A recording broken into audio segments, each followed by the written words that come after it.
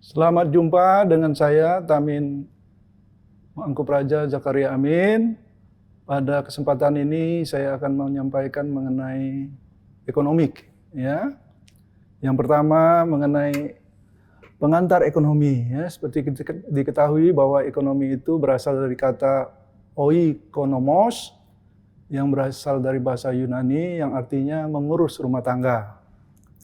Mengurus rumah tangga sama dengan ekonomi, ya. Oleh karena dalam mengurus rumah tangga kita mengetahui bahwa ada pembagian tugas, yaitu siapa yang mengurus masak, mengantar anak-anak sekolah, membersihkan rumah, dan lain sebagainya.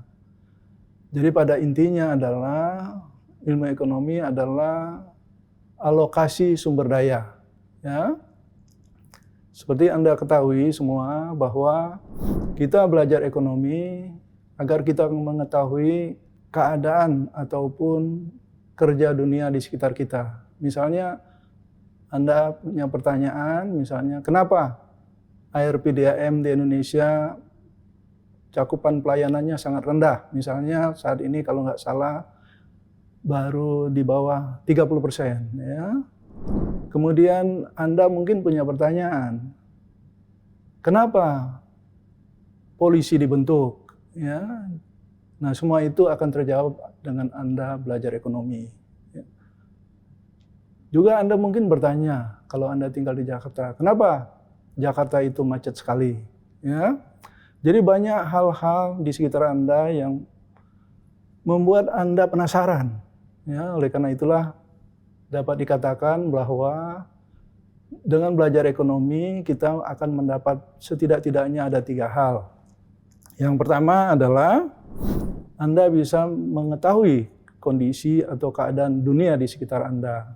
Misalnya, kenapa suatu negara inflasinya tinggi sedangkan suatu negara lain inflasinya rendah? Kenapa dalam tahun-tahun ini kita sulit mendapat pekerjaan sedangkan di tahun-tahun lainnya pekerjaan sangat mudah kita dapatkan. Dan yang kedua, dengan belajar ekonomi Anda bisa menjadi lebih lihai di dalam kehidupan sehari-hari. Misalnya Anda menentukan berapa lama Anda ingin bersekolah, kemudian berapa dari pendapatan Anda akan belanjakan, berapa yang akan Anda saving, dan bagaimana Anda menginvestasikan tabungan Anda.